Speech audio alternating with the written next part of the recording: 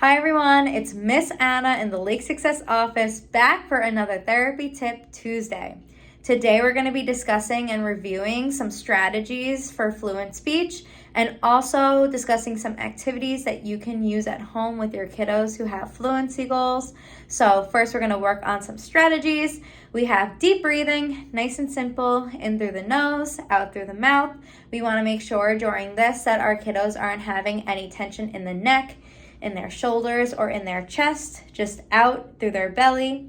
So we want to see their belly kind of coming out and back in with each breath, while this is all maintaining nice and relaxed to get any tension out that they may have during their disfluent speech.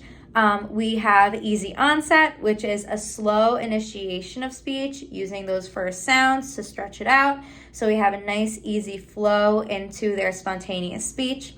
And then we have slow, stretchy speech, which is just what it sounds like, picturing a rubber band stretching out nice and slow. So that provides a nice slow flow of the language while they're speaking, and can also help with any tension that they may have.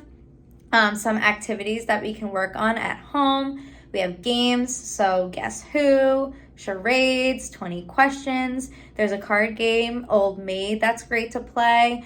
Anything that really promotes them to use their spontaneous speech. During that, we also want to model slow speech. So we want to model what we want them to sound like as well.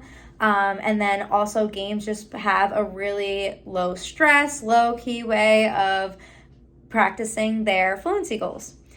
For books, we can work on reading fluency so they can work on their easy onset and stretchy speech while they're reading.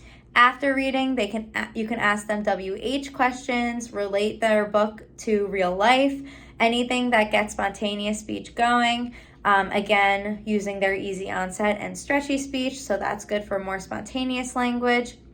Cartoons are also great, so we can have the strip up with none of the speech bubbles or no sound if it's on YouTube or anything like that.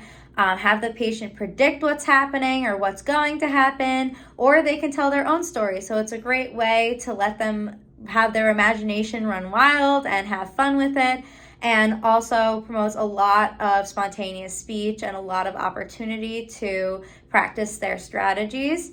You can also pull up pictures. So I know sometimes camps will take pictures throughout the day and post them online. So you can ask your kid what they did that day and have the picture there as a visual aid to help them explain what that game was or activity was that they did in the day. You can also pull up pictures from past vacations or past memories and have them kind of recall those memories. Again, a great way for spontaneous speech to be targeted, and reminding them to use their strategies while they're talking all this through with you guys. So yeah, these are some great activities for home, low stress, and functional ways to practice their easy onset and slow speech. So have fun with it and have a great rest of your summer.